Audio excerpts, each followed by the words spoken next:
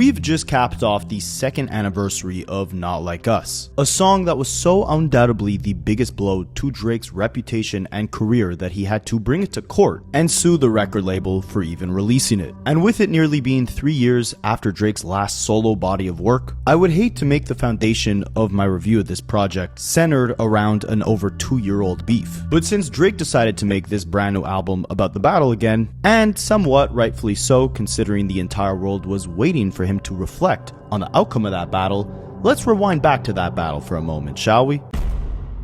I study Rapaholics for a living. In some of the most poignant shots Kendrick threw throughout his diss tracks in the battle, he places a couple different character traits onto Drake's jacket. Number 1, Kendrick describes Drake as insecure and performative. Someone who acts tough, rich, dangerous, unbothered, but underneath is desperate for validation and obsessed with being accepted.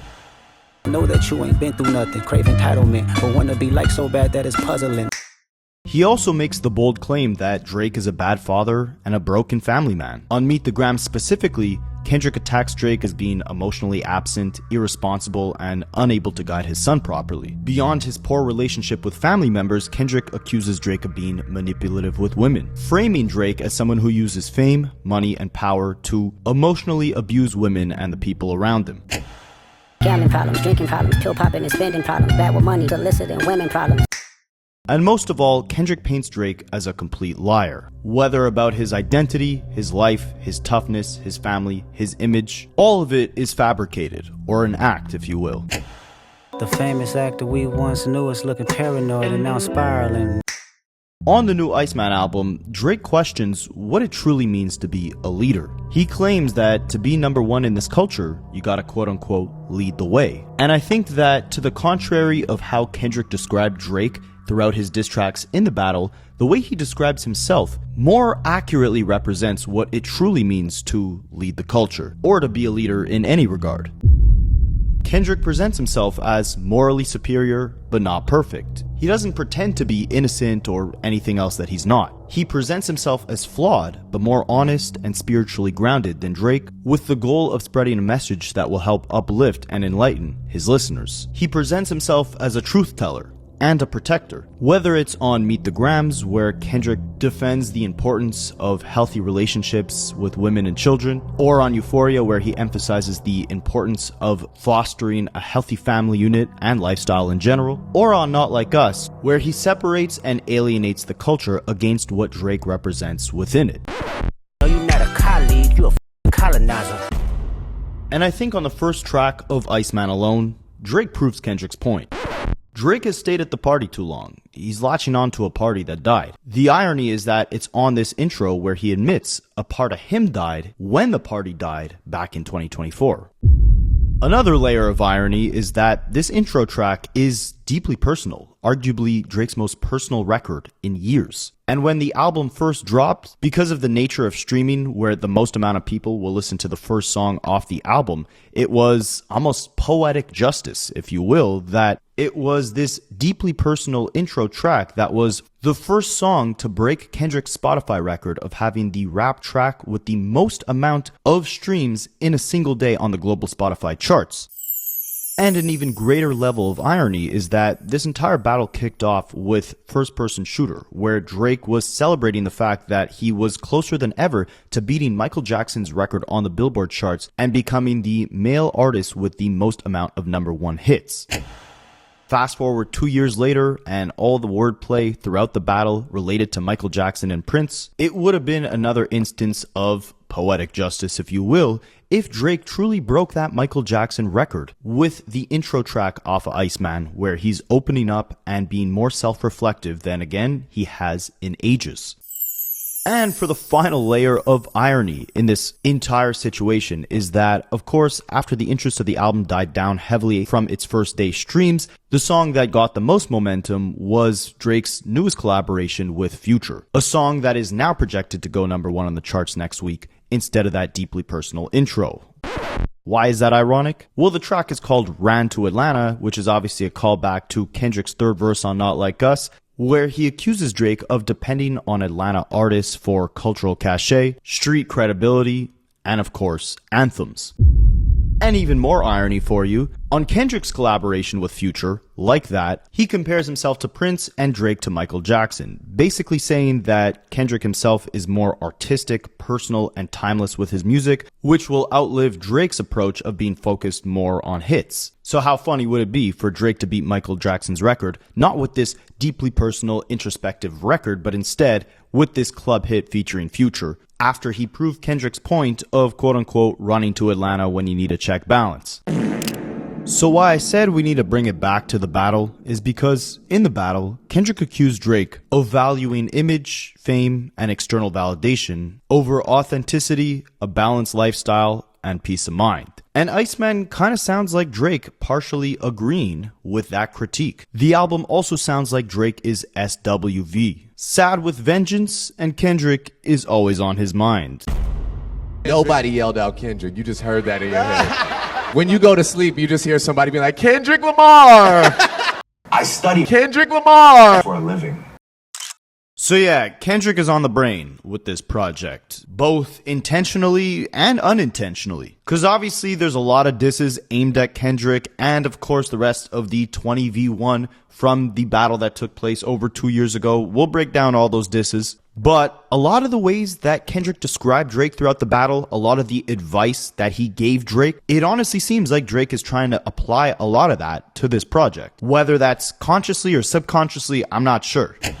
Like I mentioned, Kendrick highlights Drake's broken family dynamic in songs like Meet the Grams, and his lack of presence in his son's life on Euphoria. These are Kendrick's words, not mine. Immediately on the intro of this album, Drake raps, "I'm an only child, no one could have made another. I have to father my mother and treat my son's grandfather like my older brother." That's a heavy responsibility to take on. While Kendrick says things like Drake's house was never a home or that he's showing up as a 7-year-old, framing Drake as someone still battling his childhood instead of leading his own family, Drake responds to that by saying, "You think I lack maturity or I'm not a real father? I've been forced to be the father figure in my whole family, not just with my son." He says, I don't even get to look at my father like a father. I gotta treat him like an older brother. And as far as my mother goes, I gotta parent her emotionally and financially. But simultaneously, this is almost Drake, in a twisted way, subconsciously admitting to the facts that Kendrick was laying down on Meet the Grams. 37, but you showing up as a 7-year-old. The main premise of that song was that Drake's family structure is upside down. And with these lines opening up not just the intro, but the entire album, Drake is saying, you're right that my family life was broken, but you're wrong about what it turned me into. I didn't avoid fatherhood. I had to become the father figure for everybody. It's kind of like a dark cloud over Drake's head, and he basically emphasizes that in the next line, rapping, "The skies are gray in Toronto, they're not a golden color. California is known as the Golden State." Another thing Kendrick consistently calls Drake out for is, again, being 37 but acting like a 7-year-old. At this point, again, we're 2 years past the beef, so Drake is approaching 40, and that big age is definitely weighing on his mind. And you could see that he fears getting older, he fears growing up, he fears what comes with being 40 years old. While he reflects on the big responsibility he has of being the provider or the caretaker for the people around him, internally, he himself lacks maturity, and it's the people around him who make him realize that. He makes that apparent on bars like, "I see my only uncle looking like that stuff that I'm not owning up to, and if he really said the way he felt, I'd probably see his side because I'm old enough to." Later in the song, he also says, "I'm about to turn 40, dog. I'm battling aging." But where I really think it's interesting is the part of the song where Drake reflects on his relationship with his right-hand producer, 40, someone who many fans have been questioning where he's been on recent Drake albums, especially considering the considerable dip in quality on those projects. Drake raps, "I feel like 40 won't even listen to my words when he knows I'm in a load of trouble. I'm in the cut just loading rebuttals, and I got a bunch of hits on my hand, see the swollen knuckles? I try to tell him it's working out for me now. He says, then show me your muscles. Prove to me that you're still as strong when it's only us two. They know you're thorough with the bread, but there's some stuff you gotta pony up to." Basically 40 saying, I got growing up to do. I gotta dig deep. I really hate those two words. They never bring peace. It sounds like this was a conversation that Drake had with that right-hand producer when he was going through the hardest point of his career. all these different people that he felt like he had to rebuttal on diss tracks. And when he brings that work to 40 and says, look, I got these hits, I'm getting my mojo back, I'm firing at all these guys, look at how strong I am. And 40 responds to that by saying, are you really in that same headspace? Are you really at peace or at your peak focus and strength like you were when it was just me and you, back in those take care or nothing was the same days? And Drake understands that this is his friend telling him, you gotta look inwards. You gotta deal with certain issues deep in you that are unresolved. He says it right here, you got some growing up to do. But Drake says, I don't want to do that because it doesn't actually bring me peace. Same exact advice Kendrick gave him on Meet the Grams. 37, but you showing up as a 7-year-old. Later in the track, Drake admits to losing a big part of himself after the beef in 2024, rapping, I came to Turkey to turn a new leaf and maybe finally get some sleep, but all I can think about is the mountain to climb and the conversations surrounding my music, like, did Twin peak? What died in 2024 was a big piece. So it's like, this stuff is me, but it isn't me. Y'all keep on asking what it did to me. That's what it did to me. When I dig deep, they say dig deeper. Tell us how it felt to meet the Grim Reaper. Now, there's a lot of layers here, but just in the way Drake pronounces, tell us how it felt to meet the Grim Reaper, it sounds like he's almost saying, meet the Grams, right? Tell us how it felt to go through that battle where your opponent dissected every inch of your character. But when Drake says, y'all keep on asking what 2024 did to me, that's what it did to me. It almost sounds like he's trying to play it off like he was unbothered by the entire situation, and the only thing that resulted from it was a bunch of people asking him, how did he feel about the battle? How did he feel getting dissected? He's more concerned with making sure he secures that top spot on the mountain and shuts down all conversation related to did Drake's music peak. Cap. And I think in Drake's opinion, in order to secure that top spot, to make sure that whatever part of him died in 2024 gets reprimanded in 2026, is to do his best to not just sound unbothered throughout this entire album, but to also kill off anyone who went against him in the process. He says that in the next bar, rapping, I've been trying to end so many people, I almost forgot the intro. I've been so sure of my words that I haven't used a pencil. All this is ironic because just a couple bars before this, he's talking about how 40 is telling him that he needs to see proof that Drake is just as strong as he once was, that Drake has a lot of issues he's got to dig deep into. Drake is literally documenting how the closest people around him are unsure of his current headspace, with Drake even saying that a big part of him died back in 2024 when this all went down. But yet, even with all the self-examination done within this song, there are tons of contradictions, showing that Drake seems afraid of what he might find if he fully confronts all his issues head on and digs deep down. He says it with the 40 bar. He's scared of digging deep. He says it later in the track, rapping, I don't do psychedelics because I'm too scared of unpacking. Another direct callback to Meet the Grams, where Kendrick says he should do ayahuasca and quote-unquote strip the ego from the bottom. Kendrick also suggests that Drake go to therapy. Therapy's a lovely start, but I suggest some ayahuasca, strip the ego from the bottom. Drake rebuttals that in this song, rapping, sometimes I only see myself in my therapist's glasses. Like he's not even listening as she dissects him, he's just seeing right through her. I read you guys the lyrics earlier on in the song where he's talking about only thinking about climbing up to the top of the mountain, or trying to end so many people that he almost forgot the intro of the album. But later in the song, when he references the battle, he raps, people want to talk about a battle? I'm battling patience. I battle frustration. I'm about to turn 40. I'm battling aging. I'm battling the fact that the album isn't even out and already they're complaining. I'll battle the label. I'll battle the stations until my butt is back in rotation. How many times have you tried to tell me I had a replacement?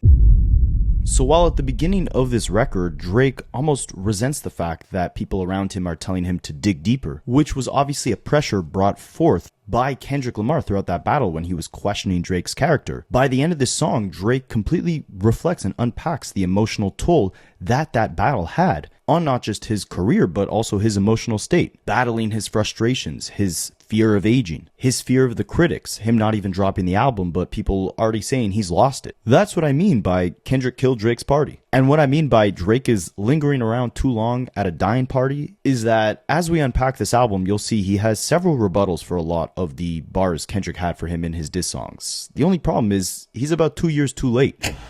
On one end, he has to pretend to the world like he's unbothered and he never lost a footing, he never lost his spot at the top. But on the other end, he's literally responding point blank period to things that Kendrick Lamar said 2 years ago as if it was like a shower thought a week after the beef, being like, oh crap, I should have said this. Now I'll give it to Drake though. I actually think this is one of his best songs in years. One of his most personal. Even though he's in denial and contradicts himself a lot, he admits that this is the state he's in, right? That the battle took out a part of him. That there's a lot he's still unwilling to accept. And at the same time, there's tons on his plate. Not only is he the emotional support system for his mother, or has to deal with his father's immaturity by quote-unquote treating him like an older brother, but he also opens up about the fact that his father was actually battling cancer.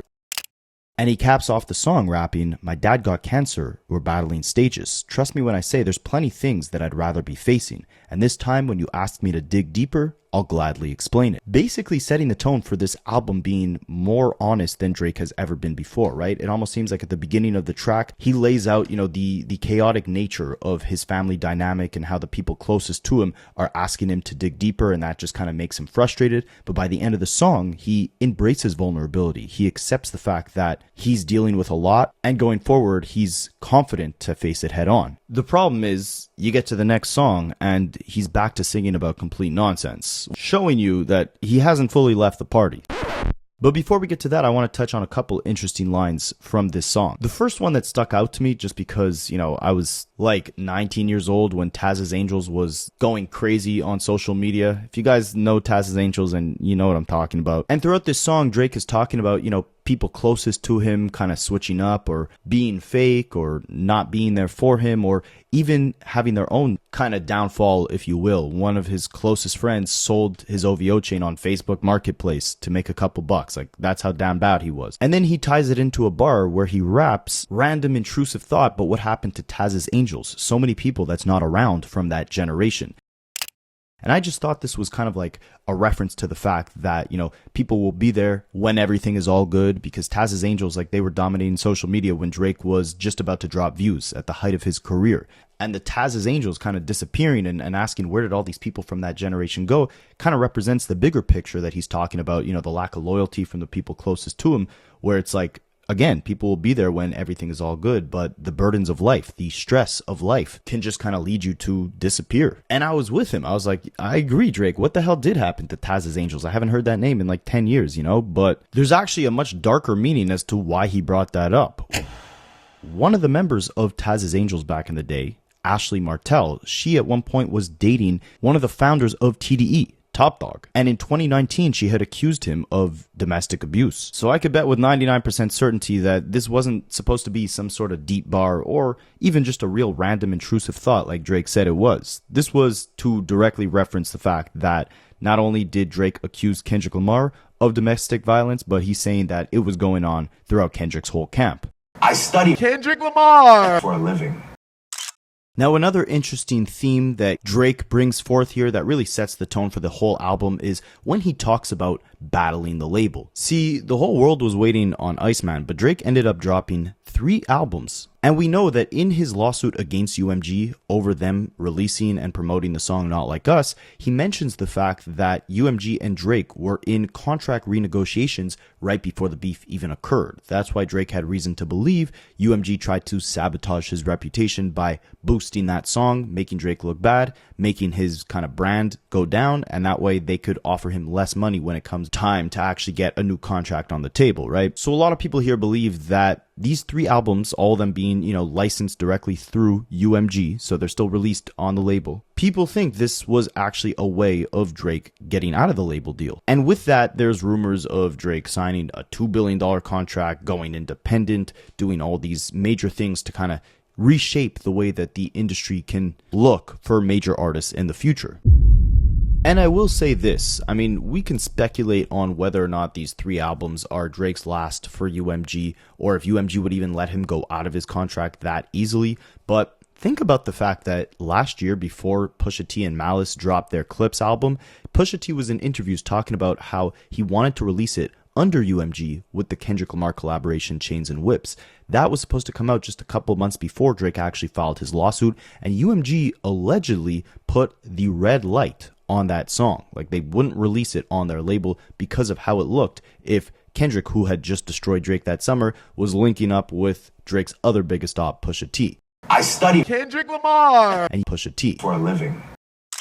If the label would go that far to bend a knee for Drake, I could imagine that he'd be able to, especially in active litigation, while he's actively filing a lawsuit against them, have some sort of leverage in his contract negotiations to be like, look, there's obviously a sour relationship here. I feel like I've been done dirty. I've been defamed, whatever the case is. So why don't we just split up amicably after these 3 projects? Who knows if that's truly the case? I will say, just from an artistic standpoint, right? I think this was a much better way at actually approaching the creation of these albums, because a lot of people's biggest complaints about Drake is that he's trying to cater to too many people. Some people hate his singing, some people hate his rapping. If you like one or the other, this is perfect for you, because one whole project is R&B, one whole project is dance music, and one whole project is basically hip-hop. The ghostwriters were working overtime here, okay? I study Ghostwriters for a living. And I do think, aside from this being a great idea, really segregating your fan bases, right, catering to each and every one of them, I also think that he had a lot of good ideas and plans that he rolled out when it came to the rollout. I think the rollout was a complete mess when he was teasing it last year with the 3 Iceman episodes in the summer of 2025. I think the music sounded lackluster and the live streams were really boring, but he found a way to pre-record a lot of the visuals for episode 4 and dropped it right before the album actually came out. Because it was pre-recorded, the visuals were not moving at such a slow pace. And with the dying nature of music videos within music in general these days, I actually think it's great that Drake released this super long live stream to accompany the album where he's playing all the songs from the track list, because now when you split up that live stream, you got like 12 individual music videos bringing these songs to life with their own separate visuals, but all the visuals kind of tying in together to tell a certain story. I mean, I haven't really gone into digging through the whole episode or live stream. I'm probably not going to do a breakdown on that, but it's nice to see him kind of highlighting the importance of music videos. I think that's great. Now, speaking of battling the labels, there's a little shot in the second song off the track list that I don't think many people caught, and maybe I'm just reaching here, but the whole song is about the dying music industry, right? And all the people that, you know, he probably did favors for and collaborations for in the past. He's now talking about go blow the dust off your plaques, aka you haven't had a platinum plaque or a hit in years, to the point where your plaques are collecting dust, right? Well, on the intro of that track, Drake says, "The boy's about to break some news. All the numbers are final. No t-shirts, no vinyl. Y'all about to make me Richie like Lionel for real." So he's talking about how, you know, he's about to go and break records with his album sales, and that he doesn't even need fake streams or album bundles to do it, right? Like, all the numbers are final. There's no t-shirt bundles. There's no vinyls to, you know, artificially boost the numbers. But when he says you're about to make me Richie like Lionel, he's referencing Lionel Richie, right? Well, Lionel Richie's daughter, Sophia Richie, is actually married to Lucien Grange's son, Elliot Grange. Lucien Grange is the CEO of Universal Music Group, the label that Drake is quote-unquote battling and taking to court. Spicy. And then it's funny because the next couple of bars detail Drake's headspace when he was touring out in Australia around the same exact time that Kendrick was conquering the Grammys, winning 5 of them for Not Like Us in one night, and of course the next week after that, going on the Super Bowl stage and performing Not Like Us. Drake says, 6 hours ahead in Melbourne, I don't even know what's going on back home. Just another one of the hundreds of lines in this entire album where Drake pretends like he's unbothered by the beef, but then at the same time has to make the entire album dedicated to the beef. It's an interesting duality, to say the least. He also dedicates the first verse of this song to a girl from Australia, saying that he dedicated his Sexy Sleepy Songs For You album to this Australian girl, but he's got to go back home to handle quote-unquote something bigger than us. Then you get this beat switch into a more rage type beat. Drake comes in with that, you know, Playboi Carti energetic type voice, and he's constantly saying that these rappers should go blow the dust off their plaques, questioning when the last time they had slaps or bangers. And this kind of made me go revisit when the last time Drake had the second song on the track list of one of his projects be a highlight in some regard. I think this was something he was great at early on in his career. Albums like Take Care had Shot For Me as the second track. Thank Me Later had Karaoke. That was one of the best songs on that project. Nothing Was the Same had Furthest Thing. It's usually that second song where Drake kind of takes it in a more melodic, singy type approach, slows everything down, and gets a lot more vulnerable. So it's just a crazy kind of contrast to see where he was back then, being a lot younger but making a lot more mature music, versus where he's at now.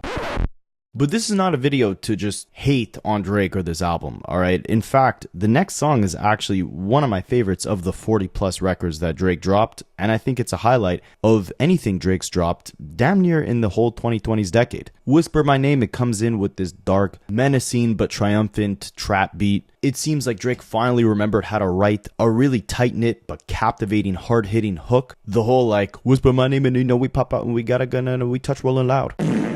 Fire beat, and I actually kind of like the messaging here too, because he's not playing the victim here. Yes, he's talking about his enemies, but he's doing it in the way that he was on If You're Reading This It's Too Late, where it was like, yeah, I got these enemies, but they're just trying to take away from what I got going on. They're trying to rid me of my energy, right? And I just can't let them win. In this case, he's saying like, I'm a force in the industry. I'm a giant to be reckoned with, right? Like if I went on Rolling Loud, I mean the freaking owner of Rolling Loud, the creator of it, said that they've offered Drake $10 million to headline 3 nights of the festival back to back. So he's saying like, you know I'm outside, you know I'm going to pop out, you know I'm going to shut down these festivals, and if you don't like me, you're not going to be able to talk crap about me too loud. You're going to have to whisper my name, right? Drake got to do Roll Out one time, bro. Hey, I send an offer to Drake every year. We send him our max offer. Millions of dollars. You guys should do a wireless thing. Gave him 3 days.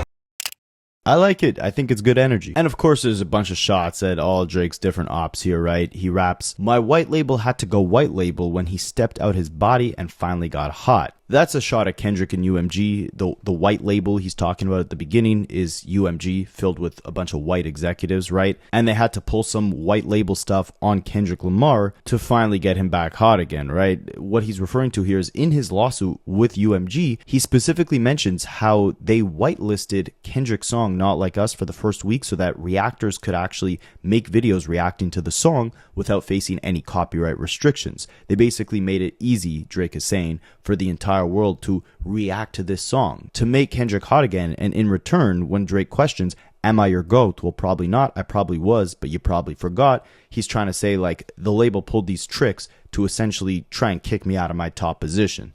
I study Kendrick Lamar for a living. He also has some bars aimed at Playboi Carti, who of course scrapped his Drake collaboration off his 2025 album Music and instead replaced it with 3 Kendrick Lamar features, and Akademiks had even claimed that Kendrick had executive produced that album. So obviously Drake and Carti are not on great terms right now, and Drake here raps, baby boy please, I heard what you said to lil bro about me, yeah, and when you run into the Iceman, what are you gonna do except freeze? You're not about to squeeze, you're not in the streets, I'm cutting guys off at the knees, there's no standing on business with me. Playboi Carti's nickname is Baby Boy. Playboi Carti has not just been associating quite heavily with Kendrick Lamar throughout 2025, but also with The Weeknd. He went on tour with The Weeknd, and we know The Weeknd doesn't get along with Drake. So when Drake here says, I heard what you said to lil bro about me, he's likely referring to what Carti was saying about Drake to The Weeknd. And Drake is saying, like, when you ride into me, what are you going to do? You're just going to freeze up. You're not going to know what to say. On the second verse, you get more short jokes aimed at Kendrick, where Drake raps, I'm doing my big one, you're doing a little one. What kind of man are you? A middle one. When you go to sleep, you just hear somebody be like, Kendrick Lamar! We know this is aimed at Kendrick because Drake loves calling him short. I mean, that didn't win him the battle 2 years ago. I don't know why he thinks it's going to help him make a comeback now, but this second bar is where it gets interesting. Of course, Drake tries to frame it like Kendrick has been a puppet to the record labels, right? Kendrick signed a brand new contract with UMG just a couple weeks before the battle happened, and Drake believes it's this grand conspiracy to, again, belittle his reputation or destroy it, right? Kendrick was used as the pawn in UMG's bigger scheme, according to Drake. That's why when he says, what kind of man are you, a middle one, he's basically accusing Kendrick of being the puppet in UMG's operation. UMG wanted Drake gone, they used Kendrick as the hitman, the middleman. And he caps off the verse taking a shot at Jay-Z, rapping, I'll take 500K, not the dinner. I can never learn stuff from none of y'all. Now, this is hilarious for so many different reasons, and there's many different shots aimed at Jay-Z on this record, but like I said, Drake is kind of a walking contradiction here, right? While he pretends he's unbothered by the beef, the entire intro is him admitting that it took a big piece of him out of his soul and that he's got a lot of issues to dig deep into. But then on the other end, he's still dissing everyone and rapping like the only way he'll get fulfillment is by tearing all of his enemies down. Here he is trying to tear Jay-Z down, but at the beginning of Drake's career, not only did he rap alongside Jay-Z on the song Light Up and admit that Jay-Z washed him, with Jay also giving Drake great advice on that record that he could follow today, where he's saying that a lot of rappers are trying to distract you with petty rap feuds and you shouldn't feed into it. But beyond just that, Drake has bars from early on in his career where he raps, "I never cried when Tupac died, but I probably will when Hove does," admitting that he has so much admiration for Jay-Z, right? And I find this so funny, the same way I find it hilarious when he tries to go after Pusha T. It's like, how do you go after someone who you openly admitted to buying a microphone of theirs off of eBay so that you could basically pretend to be them in the mirror? That's how much you looked up to the Clips. You looked up to Jay-Z so much that you said you would cry when he passes away. But now you're saying, I would never go to a dinner with you. I could learn nothing from you. Cap. If you guys don't get the 500K dinner reference, it's basically, a whole running meme of people saying, like, would you take $500,000 or a dinner with Jay-Z? Because the advice that Jay-Z can give you throughout that dinner would lend you the knowledge needed to basically build a business or an empire big enough where it's worth a lot more than 500K. Drake is saying he would take the dinner because there's nothing he can learn from Jay, implying he's already a lot more accomplished than Jay-Z. But what's funny is Jay-Z owns his masters. Drake does not. And he makes that evident on the next track, Janice STFU, where on the chorus he raps, "Swear my label gotta free me, baby." We know that after Drake sued the label, Lucian Grange actually had to write a letter to the judge to confirm that he himself is not involved in promotional tactics related to individual artists' singles. And he doubled down in that letter saying that they have no incentive to destroy Drake's reputation because they own a large chunk of his catalog. Now, as far as why this song is called Janice STFU, obviously meaning like Janice, shut the F up, many people do believe it's related to his record label. There's someone high up at UMG that's named Janice, but there's another theory that I like a bit more because my favorite show of all time is The Sopranos, and Drake has been teasing this rollout with a lot of Sopranos related posts. Now, in The Sopranos, Janice is Tony Soprano's, the main character, the mob boss's sister. In the song, Drake even samples Tony telling his sister Janice to shut the F up, but it gets a bit deeper than that. Firstly, Janice dates another high-ranking member of the mob, Ricch April, and they're about to get married. But in the heat of an argument, Ricch actually tells Janice to shut up, and this leads her to pulling out a gun and shooting him. Janice panics after this. She doesn't know what to do. Tony tells her to move out of town. She does, and eventually she comes back and she, acts like she's a lot more peaceful and spiritual and connected to the world and social issues, and that she's changed, she's healed. But it becomes apparent very shortly after that this was all just a gimmick. The change was all surface level. Now, what's funny is a lot of people actually believe that Drake is comparing Kendrick Lamar to Janice in this case. We saw in Mr. Morale, Kendrick ran off to really dig deep into therapy, into healing himself. That album was very spiritual and marked a big change in Kendrick as a human, right? But then he pops out a year later to kill Drake. In The Sopranos, Janice uses spirituality to look evolved after doing something ugly. Drake is accusing Kendrick of using activism and conscious music to look righteous while not truly living by those values. And we see that in the second verse of this Janice song where he raps, "I'm tired of all y'all telling me you're real. You only come home to pose and pop off a look, but you forgot how it feel. Handing out turkeys on camera inside of your hood, then you go back to the hills. How many houses did you build? How many souls did you heal off the back of your deal?" Just like he did 2 years ago in the battle, Drake accuses Kendrick Lamar of not planting money trees in his hood, not being outside enough, right? Going and hiding in the hills. He's handing out turkeys on camera. I mean, we know that the TDE did that like Christmas toy driver. I believe they do it every single year, and Kendrick was there the year the beef took place. Drake is saying it's all performative, right? He goes out and does these noble acts. Conveniently, it's all on camera, and then he goes back into hiding, and he's not truly giving back to the community. Cap. He also raps, "White kids listen to you because they feel some type of guilt, and that's how your soul gets fulfilled." Going back to Drake's argument that Kendrick's whole image and what he stands for, and even the people that are listening to his music and digesting that message, it's all a facade to look like they're standing up for some bigger cause. I think this is complete BS, but if this is truly how he's tying in Janice from Sopranos into what he believes is Kendrick Lamar performing fake activism, it's definitely a creative comparison, but that's probably just my bias because I like The Sopranos. This song actually seems to be the one that people are gravitating to the most off this project, which really surprises me. I would have thought for sure a track like Whisper My Name would be a much bigger hit than something like this. The whole hook of this track is basically Drake doing his best impression of that Playboi Carti voice, where Carti is doing his best impression of Future's voice. Like, if I don't get copyrighted, I'll try to play a snippet of what I'm talking about right here. But that whole, like, deep, auto-tune drenched alien type voice that almost sounds like he's got way too much mucus in his throat, like, that's a direct Carti ripoff, in my opinion at least.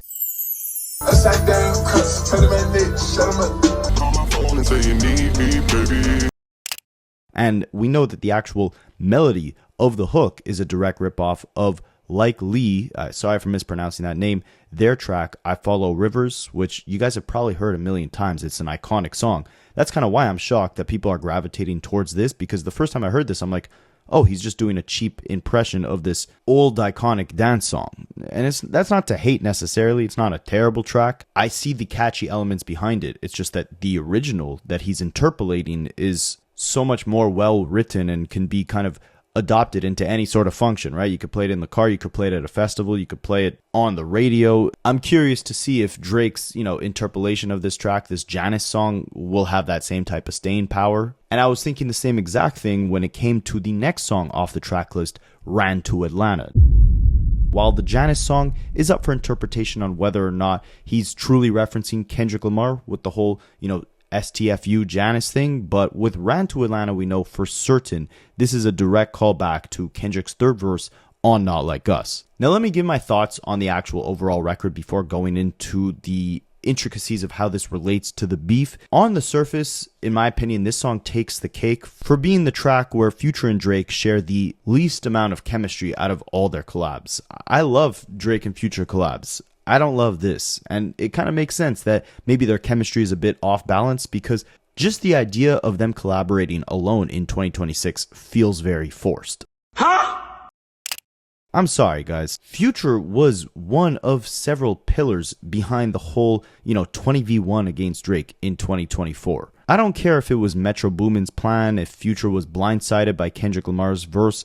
It's your own freaking album, right? You have the right to hear Kendrick's verse before that album actually releases. And beyond just Kendrick, you had Rick Ross, The Weeknd, A$AP Rocky, all these people taking shots at Drake on this project. So again, it's all contradictory, because on the beginning of this album, the intro track, he's talking about how he wants to kill off all his enemies. He's talking about how there's no features on the album. It's just him alone. But yet, you're running back to the one guy who almost started this whole battle in the first place.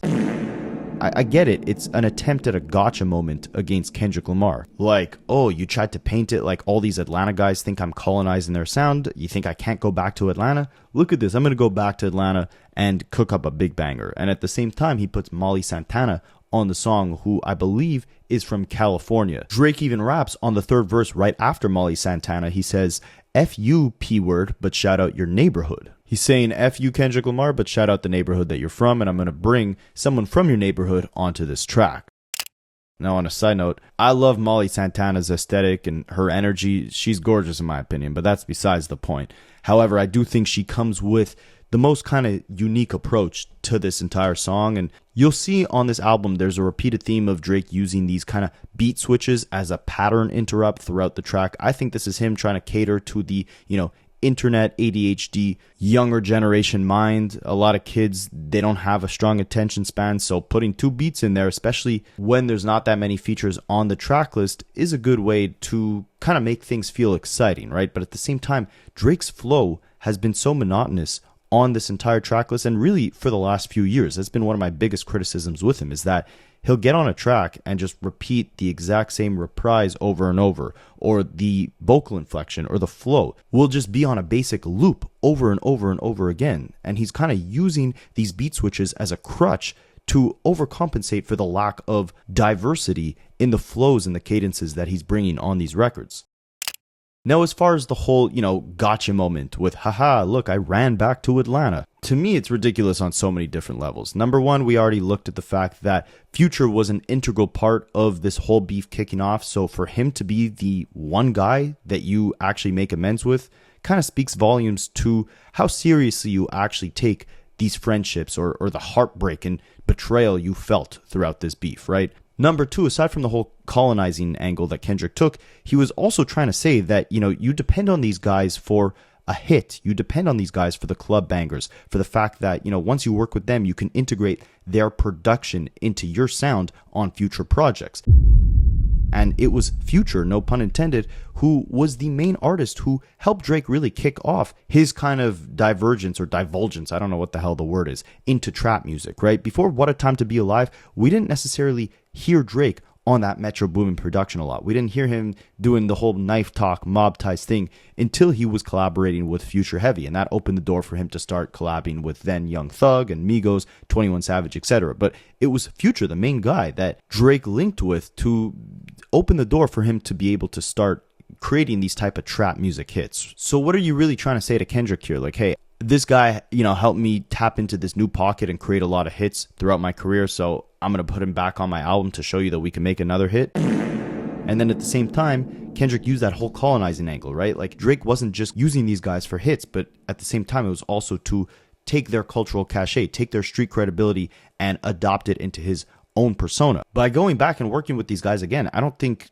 Drake necessarily disproves Kendrick's point. Like, congratulations, these Atlanta guys who you made hits with don't resent you. Like, on the song, Drake raps, outside is back to what it was. You know what I'm saying? Atlanta will tell you about my run. You know what I'm saying? Ask Pluto, Bank, or 21. You know what I'm saying? So instead of you run to Atlanta to get a few dollars, it's, Atlanta will tell you about the run that I had. And you can ask Big Bank, 21 Savage, or Future, because it was Big Bank and 21 Savage who allegedly got Drake and Future back on the phone to patch things up. But this is such a surface level rebuttal to what Kendrick was actually trying to get at, right? Kendrick was saying that Drake needs these artists and is using them like a pawn in this persona that he's trying to adopt, right? It'd be like in high school, like, let's say you were cheating off this other kid, and then you use the excuse of, the kid doesn't mind that I'm cheating off him. I give him my snacks at lunch, in exchange for his answers. It's like, okay, but it still doesn't take away from the fact that you're cheating, right? You're using this guy's knowledge to basically put on a facade that you're smarter than you are. I think that's what Kendrick's point was with the whole you run to Atlanta thing, right? You're colonizing their sound. So for Drake to just go back and collaborate with them as a gotcha, to be like, see, they want to collaborate with me. To me, it's not the flex that it is, especially because the song just is not that hard-hitting. The beat is amazing, don't get me wrong. The two beats, the beat switches, very hard-hitting trap, kind of like Rage production. But in my opinion, the chemistry and just the overall performances here were a letdown. So what's the flex here? Like, I got you, Kendrick. I could still go back to Atlanta and what? And make mid? I study mid for a living. He makes more mid with another Atlanta artist, 21 Savage, on the song Bees on the Table. And even more mid with Atlanta rapper Quavo when he does the ad-libs on the song Shebang. 3 minutes of pure monotony on both those records. I mean, I'm telling you, go listen to Shebang, all right? Tell me, is Drake not in the same melodic pocket or repeating the same exact cadence over and over again for 2.5 minutes straight? Kendrick said on Euphoria, you make music that pacifies them. Drake took 2 years to come back with this.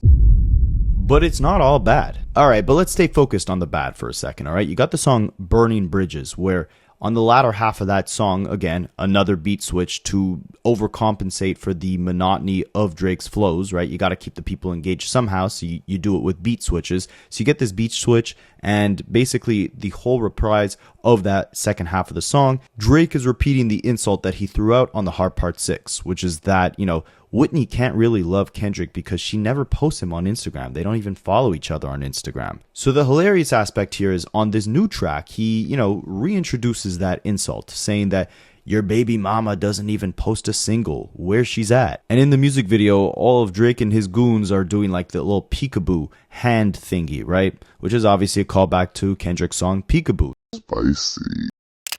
The question is, are these bars about baby mamas posting a single in reference to Kendrick or A$AP Rocky? We know that Drake had always dreamed of having a nice, happy family with Rihanna and being married to her. He said that verbatim in 2019. I don't have the fairy tale like, oh, Drake started a family with Rihanna and like this is like so perfect. It looks so good on paper. I wanted that too. Well, I mean, and I didn't get it too. By the way, I wanted that too at one time. Is he trying to make fun of A$AP Rocky for the fact that Rihanna's not supportive enough of him, because she was spam posting A$AP Rocky's new album all over her timeline when it first dropped. So I don't think it could be related to her. And if it's not, then that means it has to be directed at Kendrick, right? And if it's directed at Kendrick, then we really have to have a more serious conversation about the fact that Drake is not just, using this entire album to rehash his grievances over a 2-year-old beef, which, again, I somewhat understand because the entire world was waiting to hear what Drake had to say about the beef. Myself included, I wanted to hear him open up and get vulnerable about, how he truly felt about all the people betraying him and just the whole industry kind of turning against him and what it meant to really take a loss. Like, people wanted to hear him talk about that.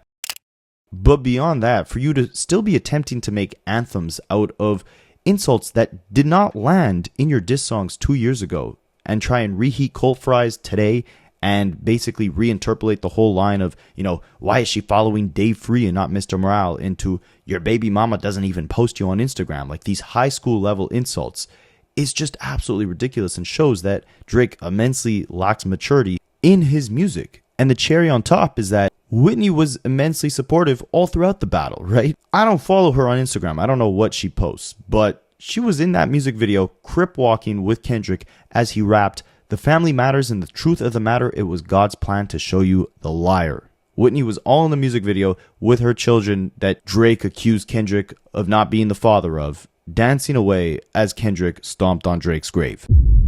So 2 years later, to try and use that angle against him is crazy. Alright, I got an even better one for you. Since Drake is going high school on us being like, why didn't your baby mama post your single? Let me ask you something. Has Adonis's mother posted a single thing related to this album on her Instagram? Again, I don't follow her. I don't know. But someone go do that research and let me know. Because I don't think we've seen too much support from her when it comes to posting Drake's music. Let's continue running through the aspects of the album I really don't like. So you have songs like Lil Birdie, where Drake is doing his best Kodak Black impression.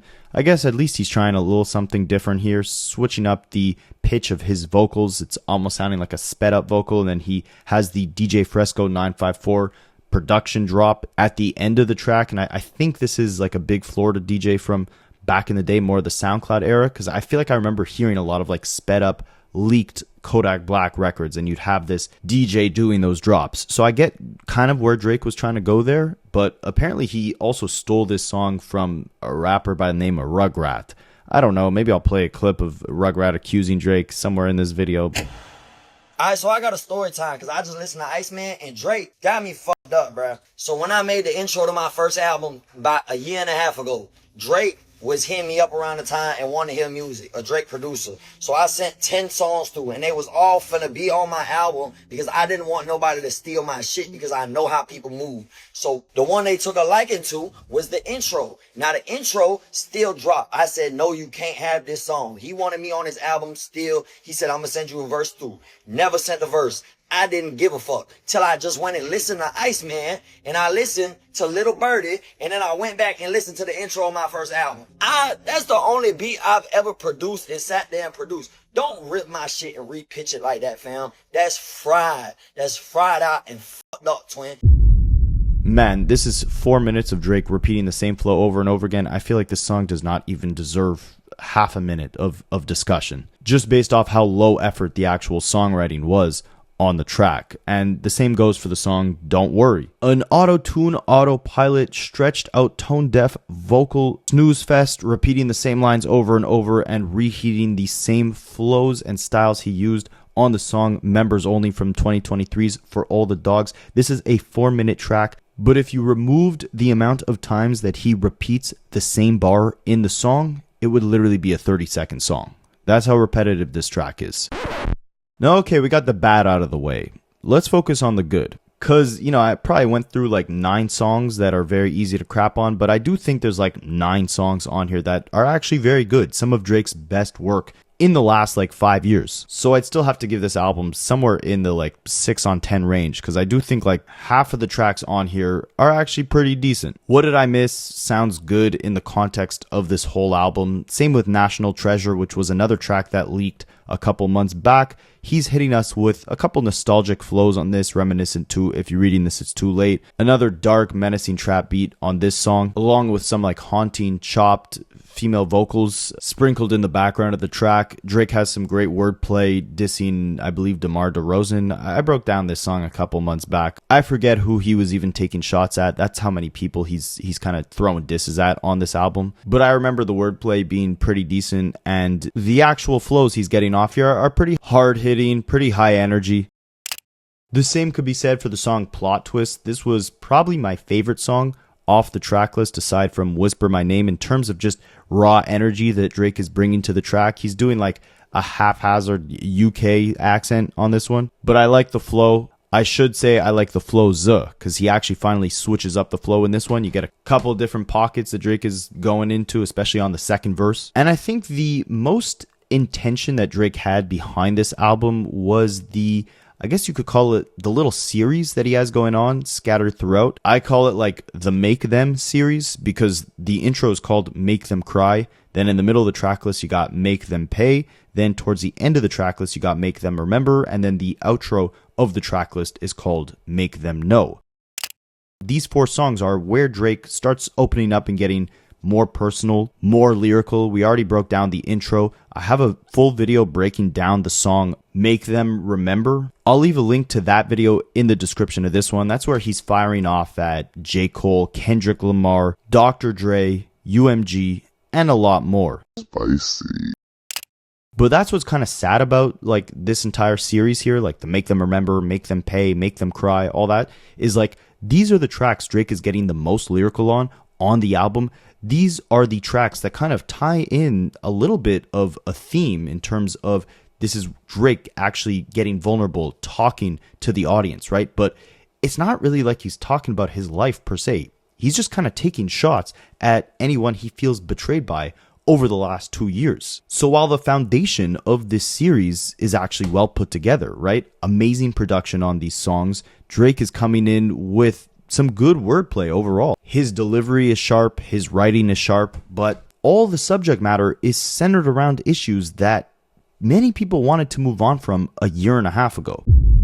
So while the backbone of these records, as far as the production, the flows, the actual level of writing that Drake is adopting on these tracks can potentially be compared to some of his best lyrical cuts like A Pound Cake, A Tuscan Leather, A Lord Knows, whatever the case is.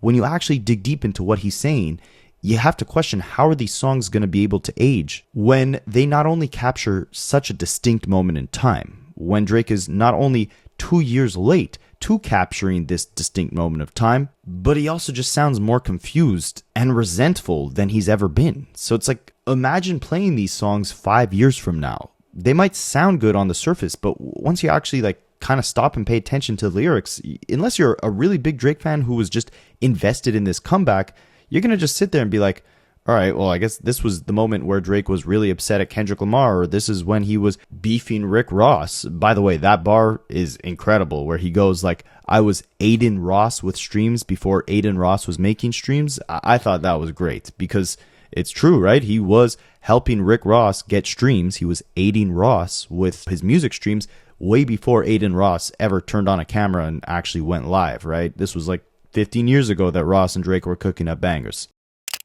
But will lines like that age as well as something like Tuscan Leather where Drake raps, AB, I heard your CD, you get an E for effort? Or on Lord Knows where Drake rapped, I know that showing emotion don't ever mean I'm a PUSSY. I know that I don't make music for people who don't get PUSSY, so those are the ones I count on to diss me or overlook me.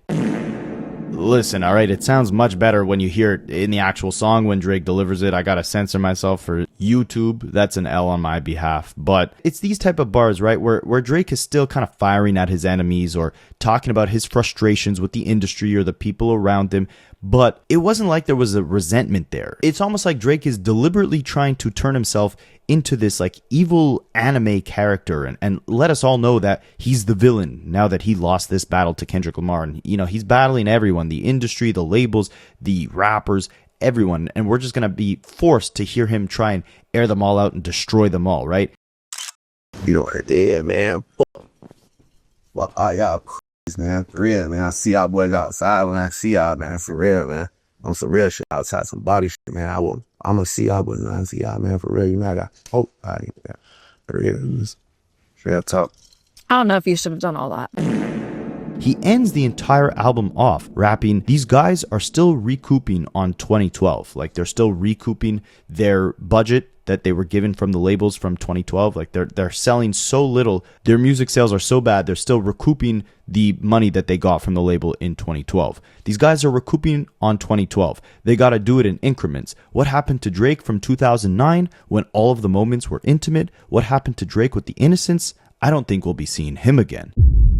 Which is sad. On the intro, it almost seems like there's a glimmer of hope, like he's battling the idea of digging deeper and actually addressing the issues deep down and giving the fans, a lot of the fans at least, what they've wanted, which is Drake, again, at his most personal, where he kind of strips back the ego and really attempts to do some reflecting and maturing and show some growth to his audience that grew up with him, right? And by the end of that track, after going through, all of these really dark things like his friend 40 not really, looking in Drake's eyes and not seeing the same person, or having to battle the fact that his father was diagnosed with cancer, right? Or not being able to truly unpack all his trauma at his therapist's office, or, having this tough relationship with his parents where everything feels kind of unbalanced, right? And after unpacking all of this and the frustration of, battling all his ops in the rap game and the labels and this and that, he finally comes to term at the end of the song where it's like, I've got so much hardship on me that, like, if you ask me to dig deeper now, I'll be ready to do it. But then by the time you get to the last song on the track list, Make Them Know, he lets you know that you're not going to see him go back to, the moments where everything was innocent and intimate. He's on a whole other mission now. And what that will be, I guess we got to find out. Maybe these other two albums that Drake dropped were a preview into the next chapter of his career, right? I didn't get to the R&B one yet, the Habibti album. Like, I barely skimmed through it, so I'm not going to sit here and try to give a half-baked review on it. But I'm a big house music fan, so I did unpack the dance album that Drake put out, Maid of Honor. I'm not going to go into the fact that he had his mother and father on the cover of that album, and the first song is called HOE Phase, and the whole album is really raunchy and grimy in terms of the subject matter. So I'm really not sure why he chose them to put on the cover, his two parents, but I gotta ask you guys a question when it comes to this album, this dance album. Imagine if Kanye West took the risk of releasing an album like this. People would be praising it. And that's what I find ironic. And it speaks to the type of artist that Drake is and the flaws of this project overall.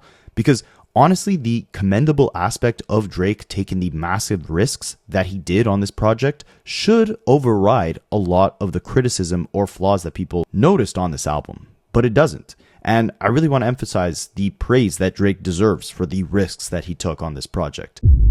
This isn't Honestly Nevermind, where the approach was a lot safer. The writing and the production was more melodic. It was more mellow Afro house that felt like it was made for like a nap on the beach or something. The production on this project, Maid of Honor, it genuinely feels like a risk. The drums are scattered and unorthodox for Drake's typically predictable vocal pockets. The beats are loud. They're a complete 180 from almost any Drake album. There are these like ratchet, weird samples and unexpected features on songs like HOE Phase, Outside Tweaking, True Bestie.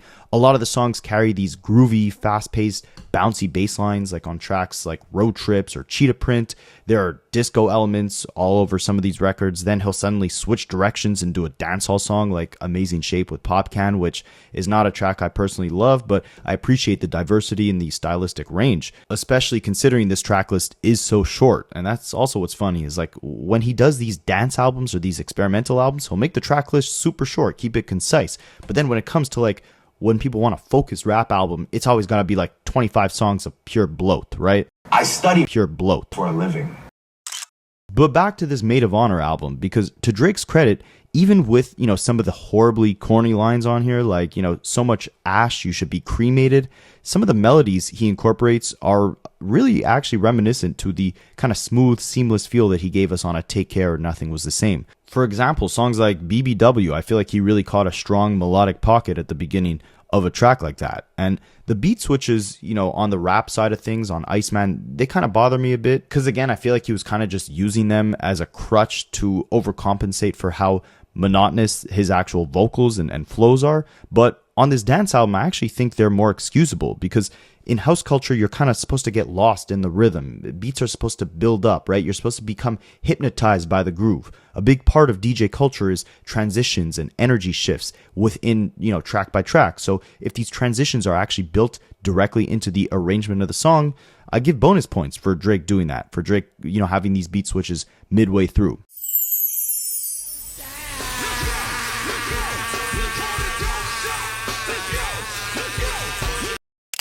But as much as I appreciate some of the risks that Drake did take on this album, I still do feel like there was a lot missing. Like, the writing felt like some of the laziest we've seen on any Drake album in history. At times, the melodies felt cheap and overly repetitive. If you want examples of repetition, you could look at songs like New Bestie or Q&A. Then as far as the actual vocal delivery on the album, sometimes Drake attempts to harmonize with these extra stretched out whiny falsettos. There's an extreme overindulgence of vocal processing and auto-tune. Some of the actual voices that Drake is using feel like, at the very best, just a little too unpolished. Like, they either come across as too whiny or they feel like he's trying too hard to be weird and outside the box on songs like Stuck or Goose and the Juice. But then at the very worst, these voices sound like he's completely tone deaf, especially on the patois attempts like on New Bestie or Princess.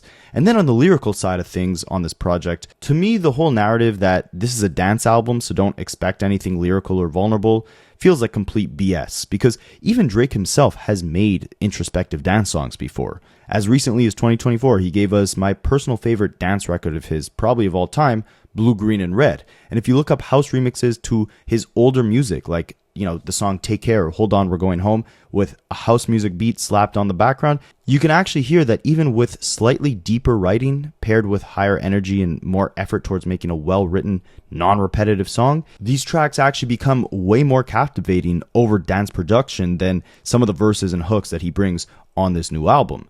But still, I keep coming back to that Kanye comparison because I genuinely feel like if Kanye made this album, it would be praised. Like, Kanye is just as guilty of giving us bars that are corny, if not worse than some of the Drake bars that we get on this project. Like, he had stuff like, I find my princess in the bathroom getting too lit, or, your ash like cremation. But, 10 years ago, Kanye was killing the club with bars like, this model just bleached her butthole.